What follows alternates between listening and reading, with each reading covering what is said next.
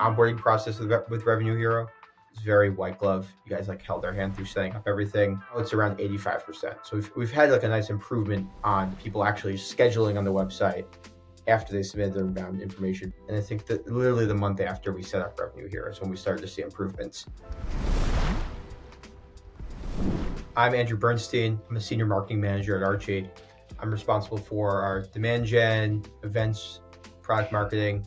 The bulk majority of the marketing we do, I'm responsible for. A little bit about Archy. We're an all-in-one practice management software for dentists. Our whole ethos is it's one software to manage your whole practice. It's less software you ever need, and it's based in the cloud. So, yeah, so around 90% of all of our pipeline comes from inbound. I think we're blessed. We have a really, really strong product, really strong word of mouth. Dentists are talking about us out in the wild. It's causing people to book demos and become interested. And Revenue Hero has been pretty essential in that workflow. Yeah, a lot of what we're doing now is organic social, Facebook, Instagram. That's primarily where a lot of our inbound comes from. We're doing some ads on Meta that have been working pretty well. But our main driver is organic social. Well, we've had an events program since I started. That was kind of the first tactic that we used. We go to all the big dental conferences, and that's a great brand.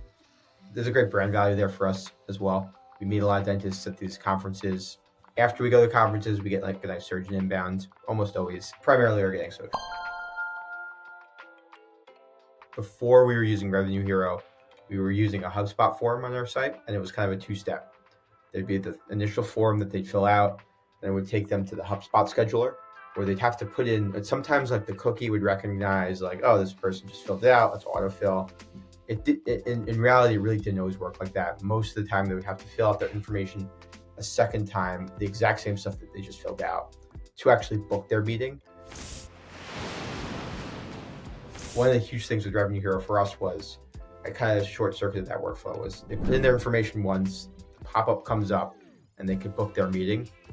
From my perspective, we've seen, I think previously around 70% of the inbounds that would come in would book on the schedule without us having to reach out and try and get them on.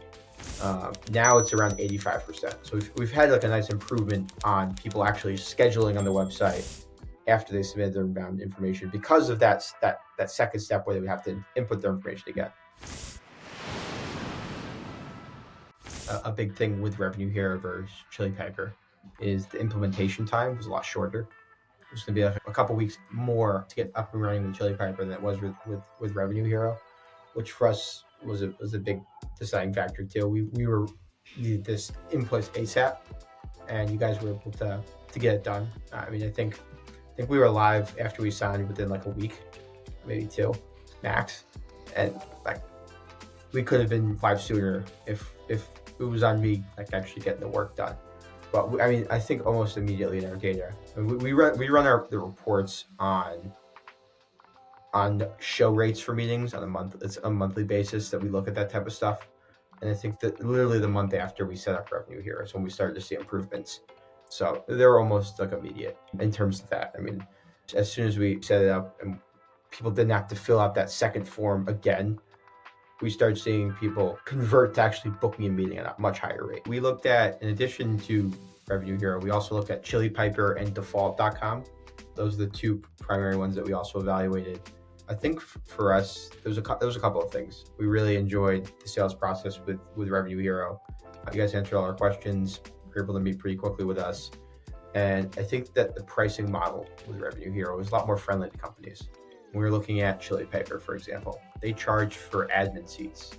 I'm not, as an admin myself, I'm on the marketing team. I'm not using Chili Piper to book meetings, but they still wanted to charge us for those seats, which would have added significantly to our cost, because it's not just me that needs an admin seat. My boss needs an admin seat. Our COO needs an admin seat. There are 3 or 4 extra seats there that are people that aren't actually using the platform that add cost on top of, the cost that they're already more expensive costs they had. I think Revenue Hero was probably half of what they were looking to charge us for, honestly, this exact same functionality. I didn't see anything besides, I guess, the value in the brand with Chili Piper. The functionality was exactly the same. I think is pretty much feature parity. I think like a big thing of it too was like the onboarding process with Revenue Hero is very white glove. You guys like held our hand through setting up everything.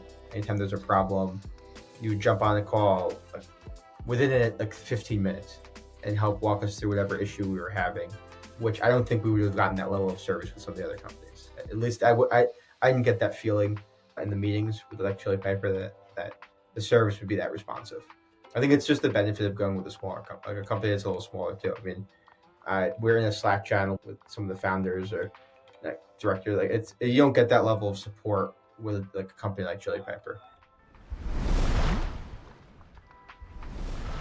So one of the weaknesses I think with HubSpot's scheduler is the way you can distribute leads. It's very rigid to just round robin. You can't change the distribution at all. And for us, that was fine when we had 1 rep or 2 reps. We're growing really fast.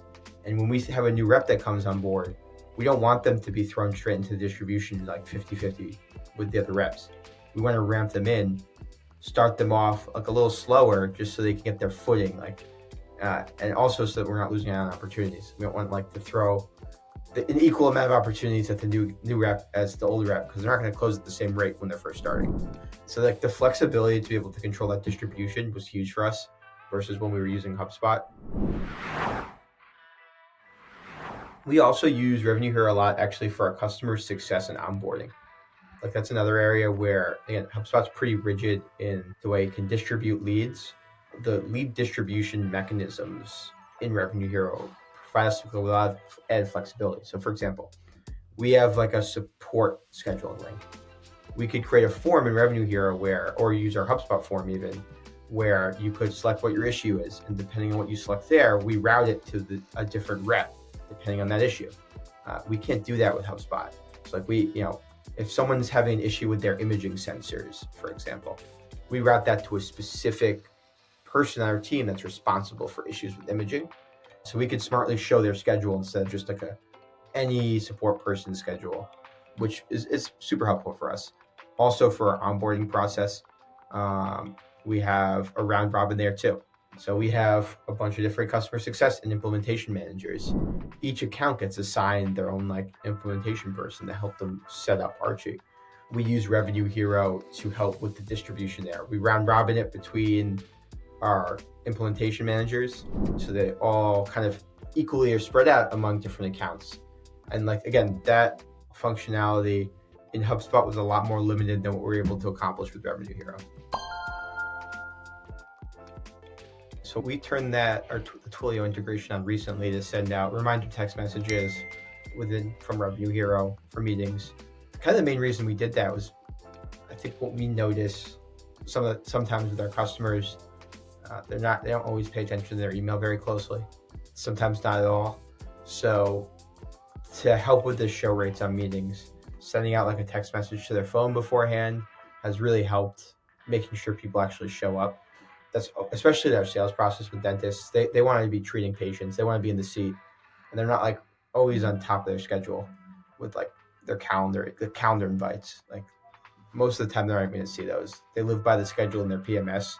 So being able to send out those text messages for notifications has helped a lot, making sure people show or they reschedule if they can't show up because they remember they had that meeting. Another thing that we really love about Revenue Hero is the way it does distribution.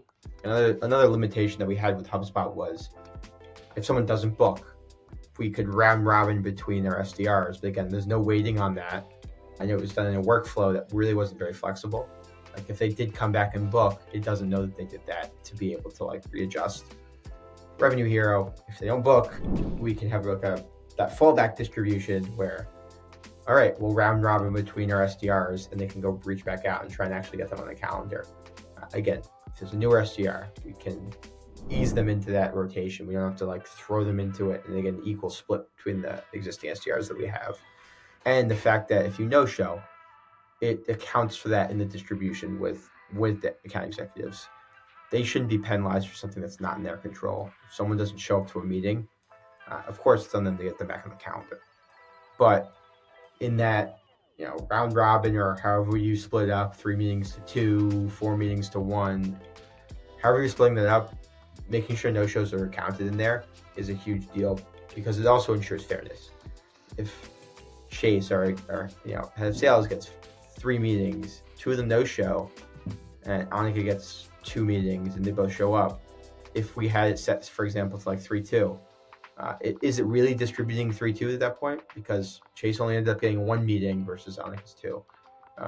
So being able to account for that no-show in the distribution is pretty big for us. I think the one thing that I always say is creative always wins over everything.